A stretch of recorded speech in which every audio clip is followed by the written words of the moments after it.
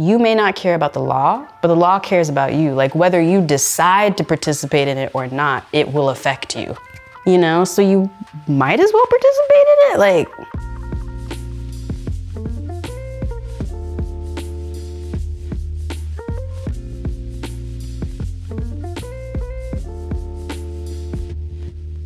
hey everyone, it's me, Halise, endeavoring to persevere. As always, if you're new here, I make videos about my chaotic good life.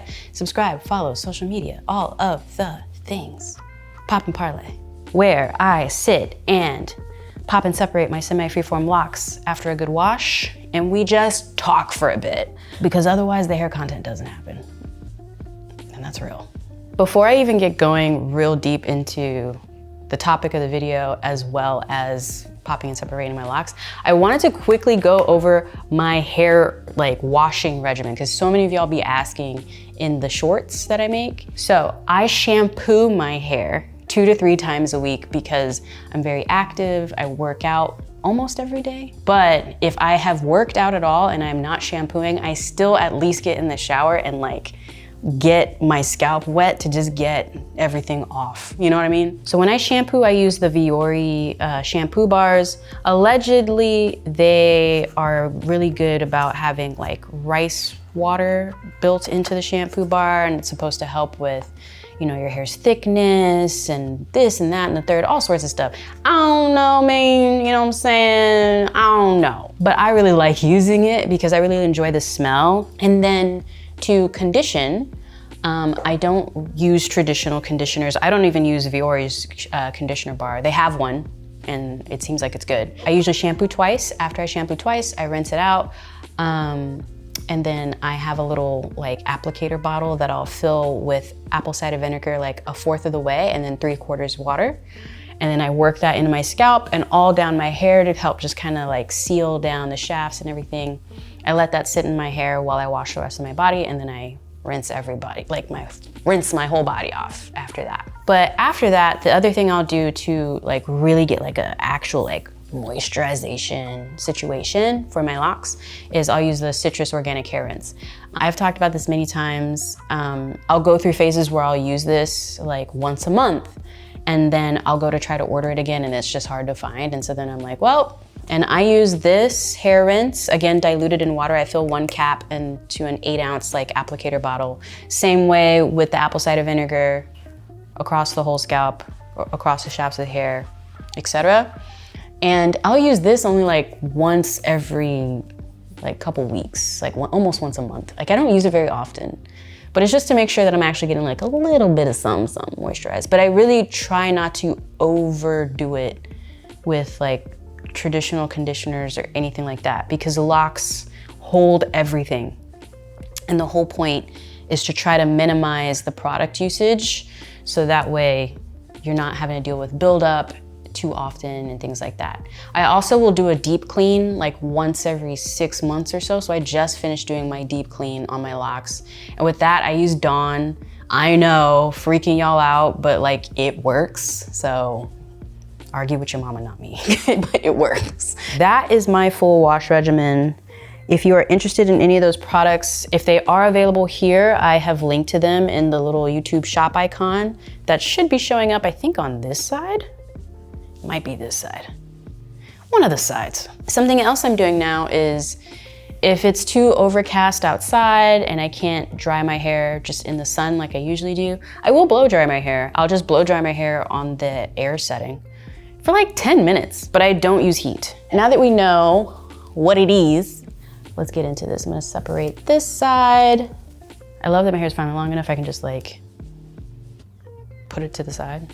I don't know about y'all, but the whiplash that is our current system is good golly, Miss Molly. You know what I'm saying?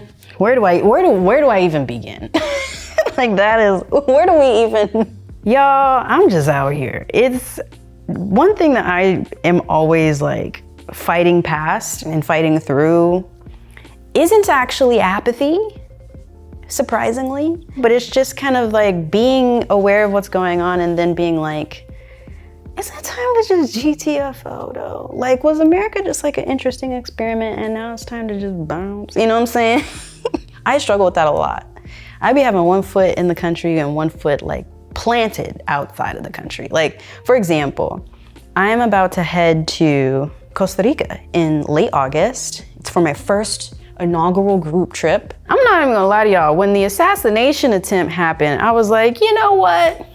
Am I actually going to Costa Rica to do some recon of like, just what it looks like to GTFO? Just saying, like, part of me is like, is this, okay, one, we're gonna have a dope time in Costa Rica. It's a 7-day trip. We're gonna do amazing things. We're gonna be on the Caribbean side of the country, but maybe I should be doing a little bit of recon of like, but could I really see myself here though, day to day?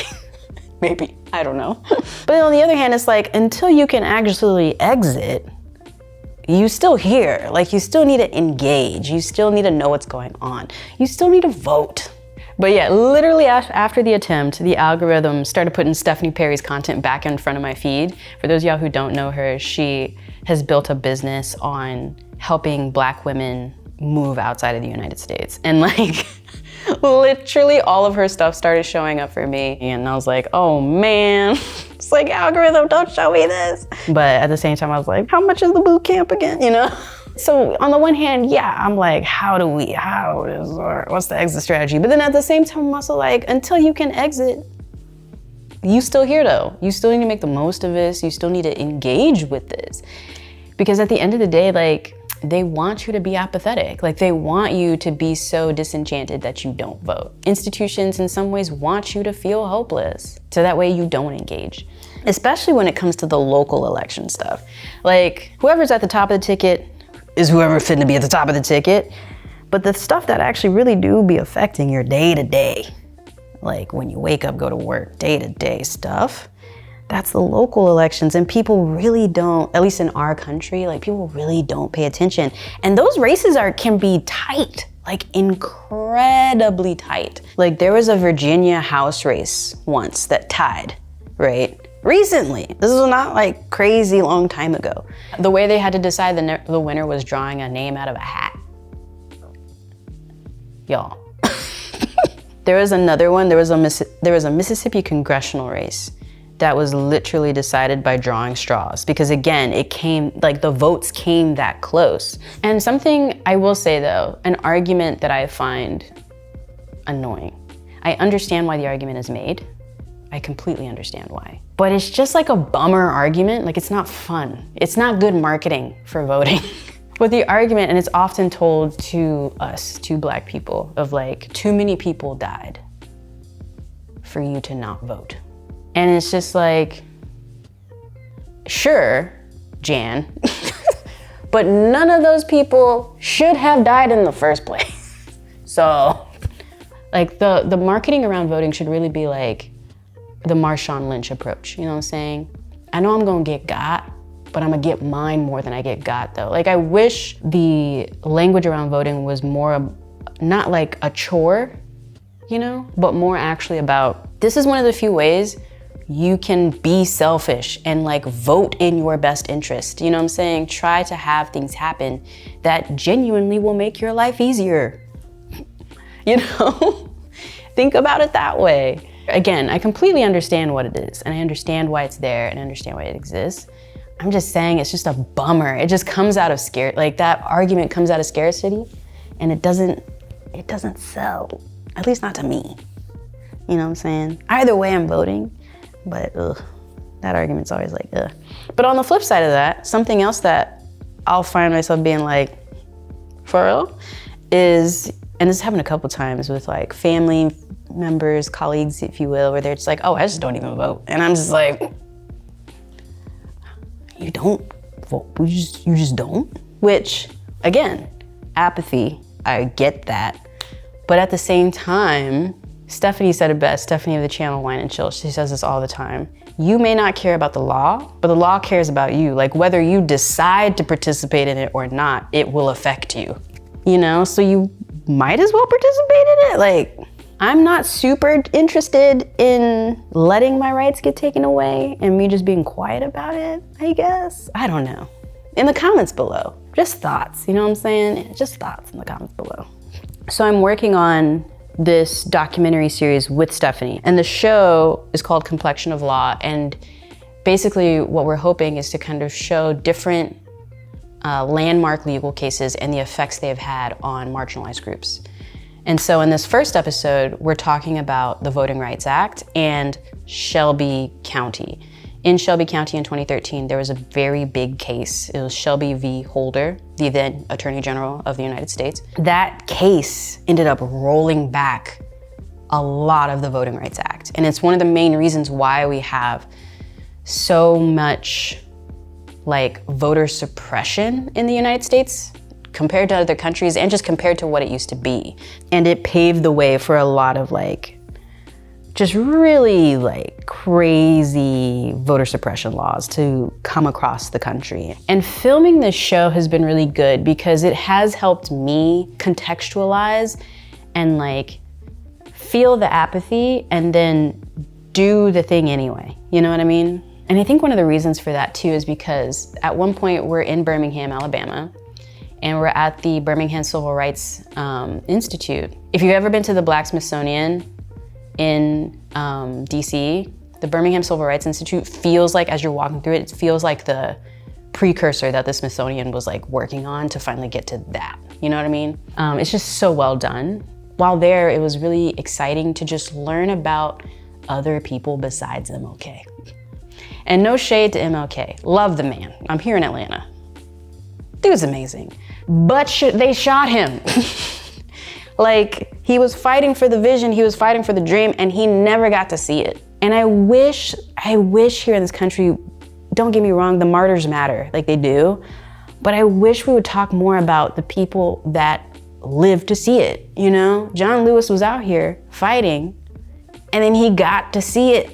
He got to see the dream realized. He got to see the Voting Rights Act implemented. Now it's being rolled back, but I'm just saying, he got to see it, you know what I'm saying? Reverend Shuttlesworth, I had never heard of this guy. He has a whole airport named after him. He was out there right next to MLK, marching, doing the thing, being a handsome, tall black man, doing his thing out there. Lived a whole full life, got to see the vision, you know what I'm saying? I recently came back from South Africa too. And that was another amazing experience of actually going to a country who has this sort of larger than life figure, right? Mandela, this larger than life figure, did this amazing thing for this country, fought for what he believed in, made it happen, there you go. But he got to live to see it. And so when I think about fighting through voting apathy, all of that, I find myself reminding myself time and time again of like, okay, this isn't a hill you necessarily have to die on. You can actually see examples of people who have fought for the thing and won it and then got to live in the better vision of it all. Like, I wanna live in it, you know? I wanna live in a country that values me. I wanna live in a country that my vote matters. That's where I'm at. I be having one foot out the door, but I'm also like, I guess I'm an American or whatever. Which is, of course I am. Going to the Birmingham Civil Rights Institute, going to Montgomery, going to Shelby County, going to Shelby Holder Day, seeing my skin folk, and in some ways my kinfolk, fighting for their place in this country that we have collectively built. It was like, okay. That made me feel so much more American than going to the White House. Truly, like you really did.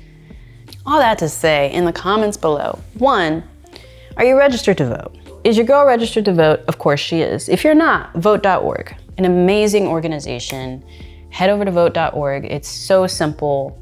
All you have to do is hop onto the website, type your information in, and they will check and confirm that you are registered to vote. And I highly recommend you do that because in a previous video, when I was talking about vote.org, I did the screen recording to show like, see how easy it is? You'll see that I'm registered. And then I wasn't. And I was like, oh. And vote.org made it incredibly easy for me to then register. For those of you who don't know, I recently moved to Georgia last year, so things got mixed up in the crosshairs with that. And that's why I wasn't registered apparently. But vote.org is an amazing organization. It only takes you like literally 2 minutes to check and see if you're registered. And if you're not, it gives you next steps on how to then register in whatever state you're in. If you're below the age to vote as well. They also have in there how once you hit that age, they'll make sure you get a notification so you can register. So they're really trying. They're out here making sure everyone is registered to vote. So if you aren't sure, check it out, vote.org. Very important. And then the other thing too, in the comments below, if you're trying to GTFO, I respect that. Where are you trying to go? In the comments below, where are you trying to go, okay? Again, GTFOing takes time. You know what I'm saying? It takes time, takes strategy, it takes coins. In the meantime and in between time, you still have to be civically engaged, I feel. So in the comments below, aside from the president, okay, let's have like a little civics engagement in the comments here. Aside from the president, what is something else that'll be on the ballot for you in whatever state you're in November that you're actually interested in? You don't need to tell us which way you're gonna vote on it. Obviously, that's your own business, but like, what is something else that is on the ballot for your state or local government, city, county, whatever, and how, regardless of which way it goes, how it will affect your day-to-day life. Again, so many people be sleep on the local elections, and those really do be having an effect on your day-to-day, like your day-to-day. Again, I am Halise, endeavoring to persevere as always. If you're new here, I make videos about my chaotic good life. Subscribe, follow, social media, all of the things. Big shout out to my Patreon producers, patreon.com/Halise. There you get early access to these videos, exclusive content, merch, and so much more. It's a good time. Again, I'm Halise, and I will see you when I see you.